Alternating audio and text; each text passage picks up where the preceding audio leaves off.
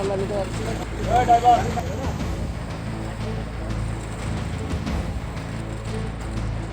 তেল তেলের দেখবেন কতটুকু তেল নিয়ে যাচ্ছে।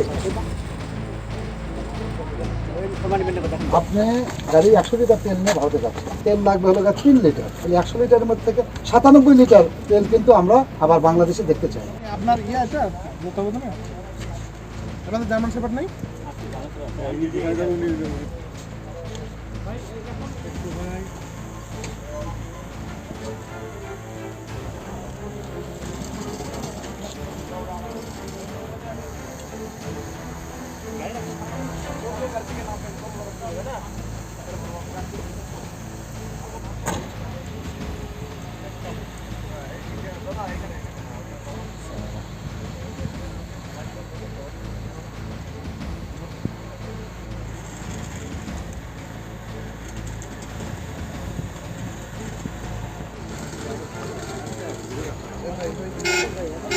উত্তর ভাই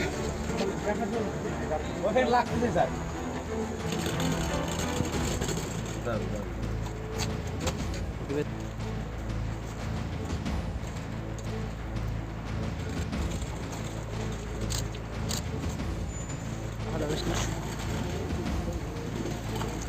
তুমি এলাকায় এই গাড়ির ক্যাবিন চেক করবা, তুমি নিচে দেখবা যে এর মধ্যে কোনো কিছু আছে কিনা।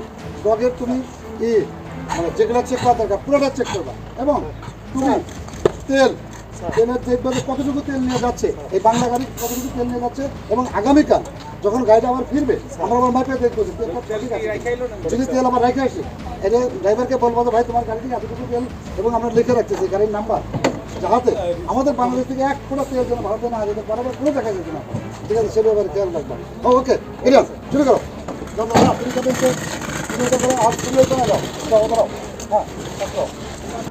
আপনি গাড়ি 100 লিটার তেল নিয়ে ভারতে যাচ্ছেন, আপনার গাড়ির নাম্বার এবং সমস্ত কিছু আপনার নাম সহ কাগজপত্র আমি লিখে রাখবেন।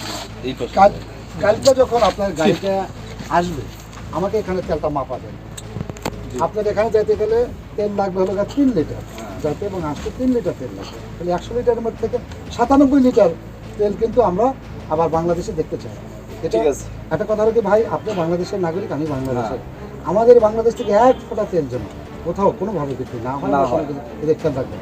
এবং আপনি আমাকে তেল দেখাই নিয়ে যাবেন, কিন্তু কালকে যখন আসবেন এখানে এসে ঠিক আছে, দেখাই ঠিক আছে, ঠিক আছে, ঠিক আছে। ওকে।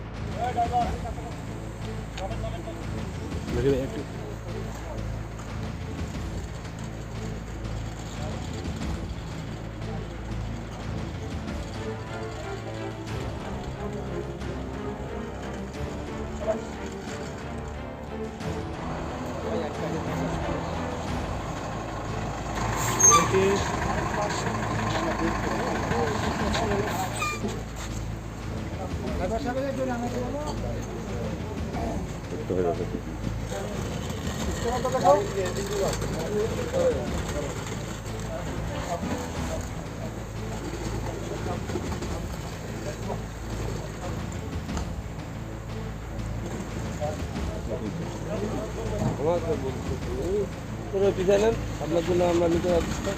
আপনি রবিবার দিচ্ছেন না বাংলাদেশি ট্রাক না, এটা বুঝতে হবে। ফরমালি মেনটেন করে দেখেন না।